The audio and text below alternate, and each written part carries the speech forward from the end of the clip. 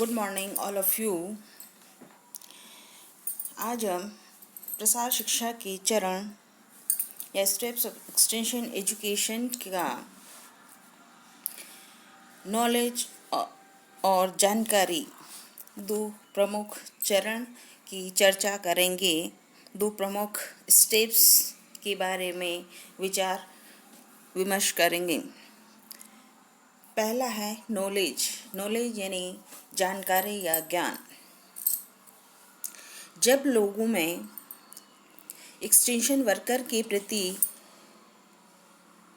उस extension programme के प्रति उनमें विश्वास, कन्विक्शन पैदा हो जाता है या उनमें विश्वास डेवलप हो जाता है, तो इसके पश्चात वो उस प्रोग्राम में दी जाने वाली जानकारी, उस कार्यक्रम में उन्हें उपलब्ध कराई जाने वाली जानकारी या नॉलेज को जानने के लिए तत्पर रहते हैं, उत्साहित रहते हैं और एक्साइटेड होते हैं कि शीघ्रता से उन्हें वो उनके लिए उपयोगी जानकारी उपलब्ध कराई जाए ताकि वो शीघ्र उससे अपने जीवन को लाभान्वित कर सकें।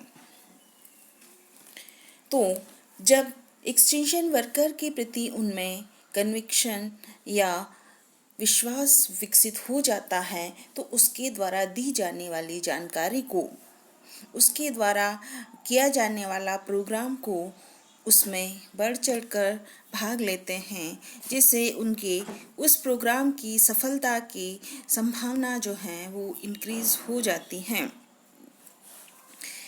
जिससे उनके नॉलेज में अभिवृद्धि होती है। क्योंकि उस प्रोग्राम को, उस कार्यक्रम को वो बहुत अच्छे से भाग लेते हैं, बहुत अच्छे से उसमें दी जाने वाली जानकारी को सीखने का प्रयास करते हैं। उन्हें यह पता है या उन्हें मालूम है कि इस प्रोग्राम के अंतर्गत उनके फ़ायदे के लिए, उनके लाभ के लिए ही यह जानकारी दी जा रही है, और उस जानकारी को प्राप्त करने के पश्चात उनके जीवन स्तर में, उनके कौशल में, उनकी प्रैक्टिस में और उनकी जो अभिवृत्ति है, उनका जो एटीट्यूड है, उसमें जो है वो परिवर्तन आना स्वाभाविक है।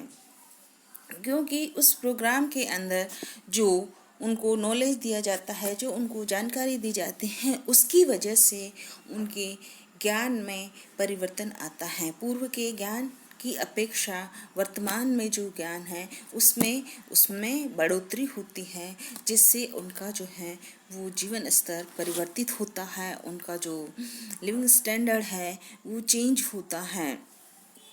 तो ये नॉलेज या जानकारी का जो स्टेप है वो स्टेप्स ऑफ एक्सटेंशन टीचिंग का एक महत्वपूर्ण स्टेप है। नेक्स्ट स्टेप है एक्शन, क्रिया। ग्रामीण क्षेत्र के लोगों द्वारा उस एक्सटेंशन प्रोग्राम में जानकारी देने के पश्चात अगर उस जानकारी का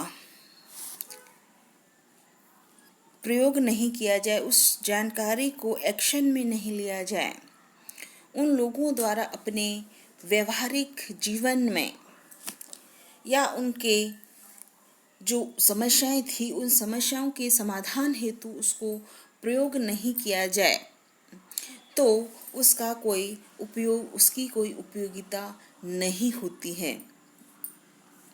क्योंकि एक्सटेंशन एजुकेशन जो है वो एक व्यवहारिक शिक्षण है और इसका लक्ष्य तभी पूर्ण होता है जब उसके द्वारा दी जाने वाली जानकारी का उन लोगों के द्वारा अपने व्यवहारिक जीवन में, अपने दैनिक जीवन में उपयोग किया जाए और उसके उपयोग से उनको अपनी समस्याओं का समाधान ढूंढने में सहायता प्राप्त हो।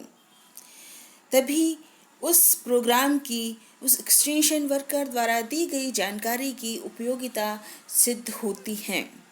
क्योंकि उस प्रोग्राम में किसी भी प्रकार की नित्य नई जानकारी हो सकती है।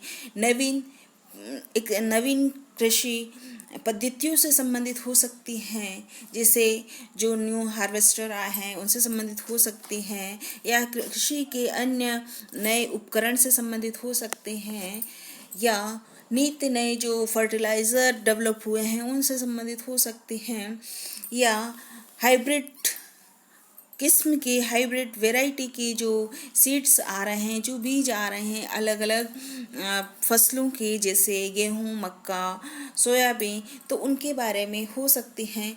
तो उनको जो भी जानकारी दी जाए, जिससे भी संबंधित जानकारी दी जाए, जब तक वो लोग उस ज्ञान को, उनको जो ज्ञान दिया गया है, चाहे वो किसी से भी संबंधित हो, वो उसको अपने उपयोग में नहीं लाते हैं, उसके अनुसार अपने जीवन में परिवर्तन नहीं लाते हैं, तब तक उसकी कोई उपयोगिता नहीं होती है।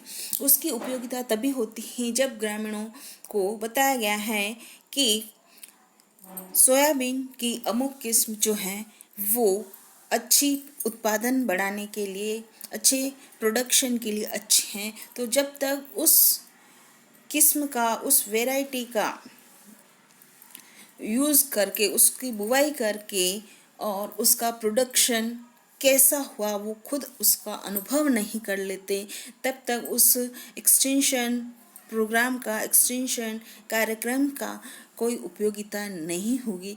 तो ठीक इसी प्रकार कोई भी कार्यक्रम हो सकता है, जैसे उन्नत किस्म के आम के पौधे लगाने से उनकी जो है वो फलदार जो आम है, फलदार जो आम के फल हैं वो अच्छे पैदावार देंगे, और इनसे जो है वो उनकी आय जो है उसमें बढ़ोतरी होगी। आय में बढ़ोतरी होने से उनका जो है वो लिविंग स्टैंडर्ड इंक्रीज होगा, लिविंग स्टैंडर्ड जो है वो बढ़ेगा।